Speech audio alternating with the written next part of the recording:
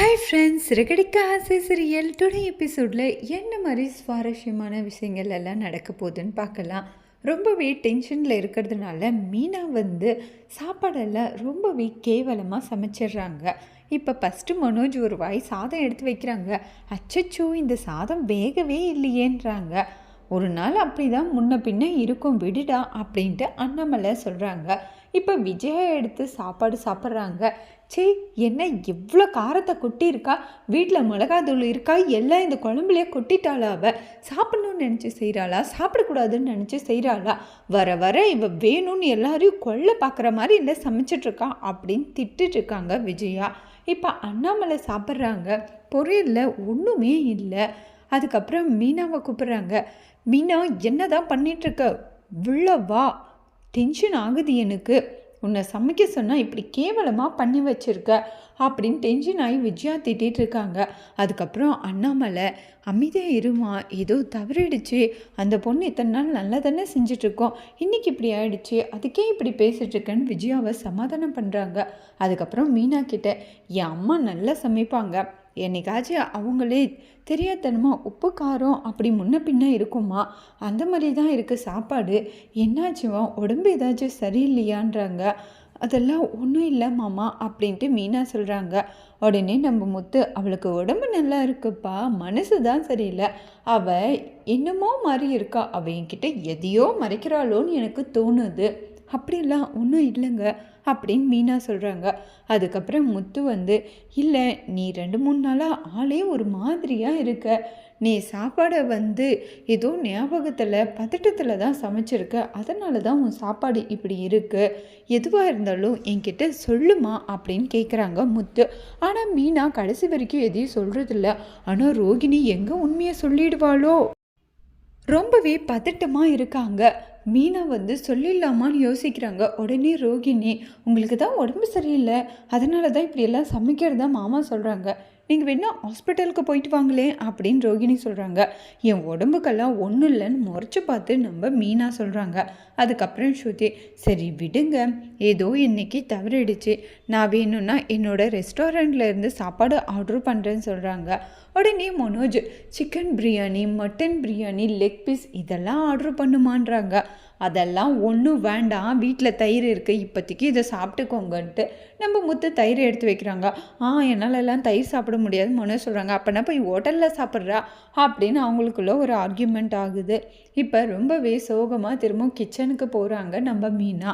உடனே ரோகிணி போயிட்டு, எங்கே நீ சொல்லிடுவோன்னு பதட்டத்திலே இருந்த, நீ எந்த உண்மையாச்சும் சொல்லிட்டா அதுக்கப்புறம் நான் உயிரோடு கூட இருக்க மாட்டேன், இப்படியே சொல்லி சொல்லி என்னை பிளாக்மெயில் பண்ணிகிட்ருக்கியா, இல்லை நான் நிஜமாகவே செத்துடுவேன்ட்டு கத்தி எடுத்து கையை கட் பண்ணிக்க போகிறாங்க. மீனா தடுத்து விட்டுடுறாங்க. அதுக்கப்புறம் கத்தி சத்தம் கேட்டு, என்ன உள்ள சத்தம், சாப்பாடு சரியில்லைன்னா பரவாயில்ல, நீ ஏதோ ஒன்று சமைக்கிறேன்னு போய் திரும்ப எதையாச்சும் மேலே கொட்டிக்காத, பரவாயில்ல விடு, மதியமாக சமைச்சிக்கோன்னு முத்து சொல்கிறாங்க. அதுக்கப்புறமா நம்ம மீனா ரோகிணி கிட்டே, ஏன் இப்படி என்னை அணுவணுவாக சாகடிச்சிட்ருக்க, இதுக்கு தான் உண்மை தெரிஞ்சுக்கிட்டதோன்னு எனக்கு கஷ்டமாக இருக்குது, எல்லாருக்கிட்டேயும் உண்மையை மறைக்கிறது என்னால் தாங்கிக்கவே முடியல, சே நீ பண்ண பாவத்தை என் தலையில் தூக்கி போட்டுட்டியே, துரோகி, எப்படியாப்பட்ட விஷயத்த மறைச்சிட்டு இந்த வீட்டில் நாடகம் நடிச்சிட்ருக்க நீ, அதை நான் ஏன் அப்படி மறைச்சேன், நான் ஏன் இப்படி வாழ்கிறேன்னு தெரிஞ்சா நீ என் மேலே கோவப்படவே மாட்டேன், எனக்கு என்ன நடந்தது, அப்படி உனக்கு என்ன தான் நடந்ததுன்னு கேட்குறாங்க. அதுக்கப்புறம் ஒட்டுமொத்த கதையும் சொல்ல ஆரம்பிக்கிறாங்க ரோகிணி. சின்ன வயசுலேருந்தே என் குடும்பம் ரொம்பவே கஷ்டப்பட்டுட்டு இருந்தது, கடங்காரங்கள்லாம் தினமும் வீட்டில் சண்டை போடுற அளவுக்கு தான் எங்கள் வாழ்க்கை இருந்தது. எங்கள் அப்பா ஒரு கம்பெனியில் வேலை செஞ்சுட்டு இருந்தாங்க, அங்கே நானும் தினமும் சாப்பாடு கொடுக்க போயிட்டு இருந்தேன். அப்போ நான் காலேஜ் ஃபஸ்ட் இயர் தான் படிச்சுட்டு இருந்தேன். தினமும் சாப்பாட்டுக்கே கூட கஷ்டம், அந்தளவுக்கு வறுமையான குடும்பம் எங்களுது. அங்கே நான் போயிட்டு வர ஓனரோட தம்பிக்கு ஓனர் பொண்ணு கேட்டு எங்கள் அப்பா கிட்ட வந்தார். உடனே இப்படியாப்பட்ட சம்மந்தம் கிடச்ச சந்தோஷத்தில் என்னை விட 16 வயசு பெரியவரை எனக்கு கல்யாணம் பண்ணி வச்சுட்டாங்க. நான் எவ்வளோதான் வேணான்னாலும் எங்கள் அப்பா கேட்கவே இல்லை. அதுக்கப்புறம் நானும் என் அப்பா அம்மாக்காக அந்த கல்யாணத்தை பண்ணிக்கிட்டேன். அவன் பயங்கரமான குடிகாரன், குடிச்சிட்டு தினமும் என்னை சித்திரவதை பண்ணுவான். எனக்கு அவன் கூட வாழ பிடிக்கல, தினம் என் விருப்பம் இல்லாமலே என்னை தொடுவான். 3 மாதத்தில் குடித்து ஆக்சிடெண்ட் ஆகி இறந்தே போயிட்டான். அதுக்கப்புறம் நான் என் வாழ்க்கை இப்படி ஆயிடுச்சேன்றப்ப கிருஷி என் வயதில் 2 மாதம் குழந்தையாக இருந்தான். நான் செத்துடலான்னு நினைக்கிறப்ப நான் சாகலாம், ஆனால் ஒரு உயிரை சாகடிக்கக்கூடாதுன்ட்டு அவனுக்காக வாழ்ந்தேன்.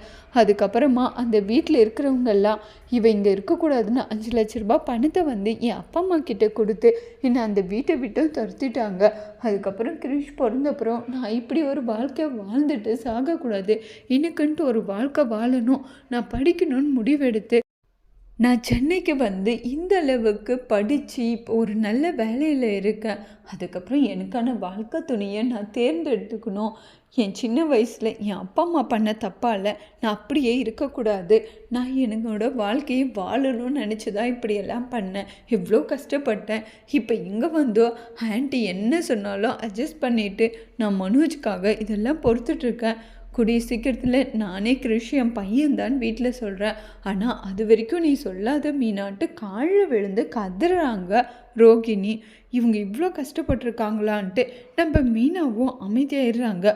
உண்மையை சொல்லுவாங்களா இல்லை மீனா உண்மையை மறைக்கிறதுனால அதுக்கப்புறம் முத்துக்கு தெரிஞ்சு மீனாவும் முத்துவும் பிரிய போகிறாங்களான்றதை நம்ம வரப்போகிற எபிசோட்ஸில் பார்க்கலாம்.